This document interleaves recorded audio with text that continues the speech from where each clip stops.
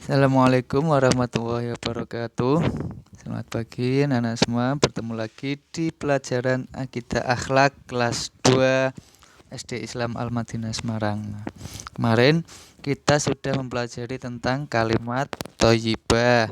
Kita juga sudah belajar tentang Asmaul Husna. Ada 3 yang kita pelajari. Nah, di pertemuan kali ini kita akan belajar tentang mengenal Allah Subhanahu wa Ta'ala dengan dalil akli.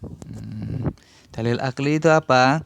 Dalil akli itu dalil yang bisa diakal atau dilihat.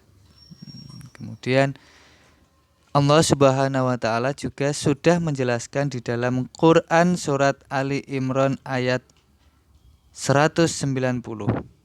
Sesungguhnya dalam penciptaan langit dan bumi dan pergantian malam dan siang terdapat tanda-tanda kebesaran Allah bagi orang yang berakal, orang-orang yang mau berpikir.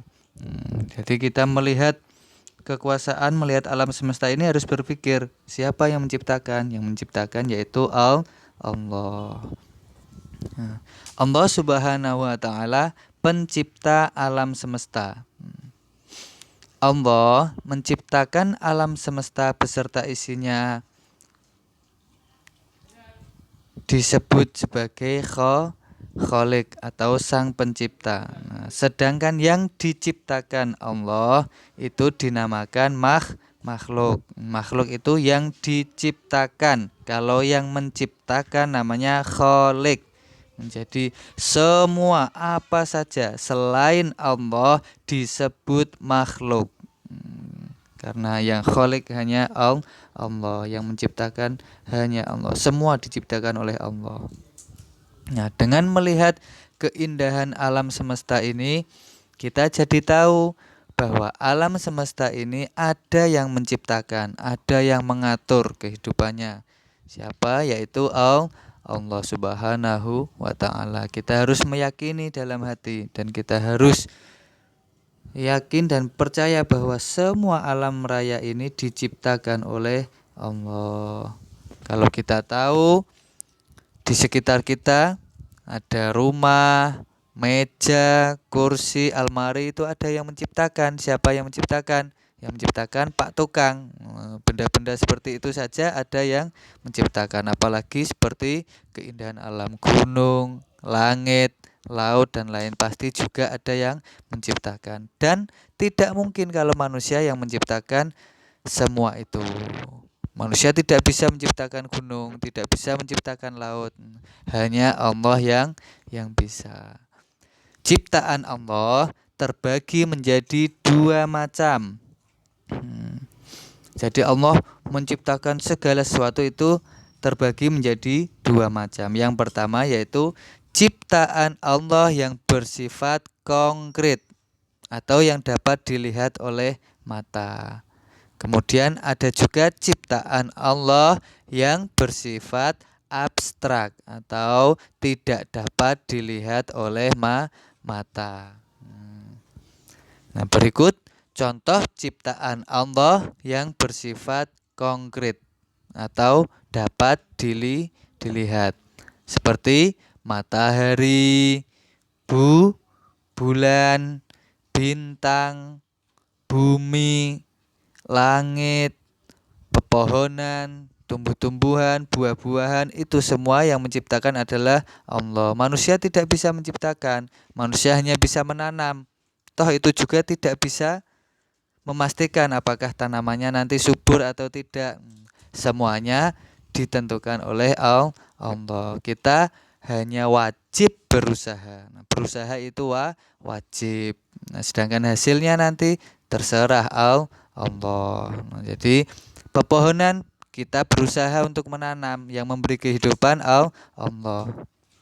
Kemudian yang bisa membuahkan juga Allah. Kita tidak bisa menanam pepohonan kemudian membuat buahnya, tidak bisa. Buahnya alami sendiri oleh Allah yang memberi rahmatnya.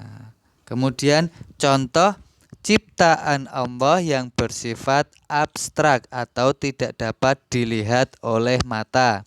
Seperti angin.